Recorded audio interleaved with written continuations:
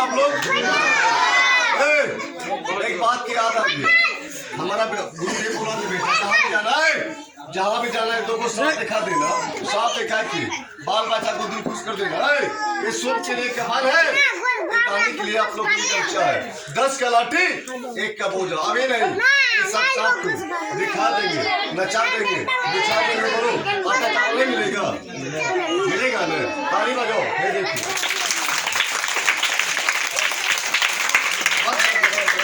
अच्छा बोला बाबू, सुबह का बेला होता है, हर इंसान का ड्यूटी क्या होता है, एक लोटा पानी लेगा।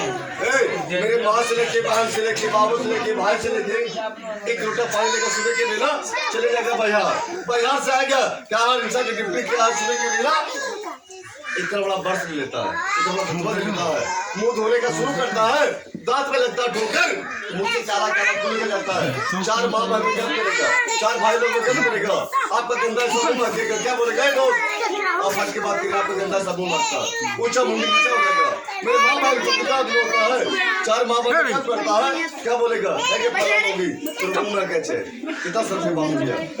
कौन बीमारी कहता आप लोगों बीमारी की नाम सच्चा बोली बाबू। देखिए पहलिया होता 2 किस्म का, हम आप लोग को बताते हैं,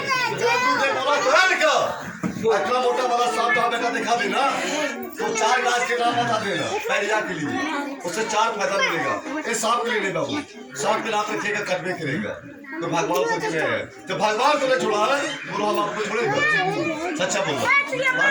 आज के नाम बता देते हैं,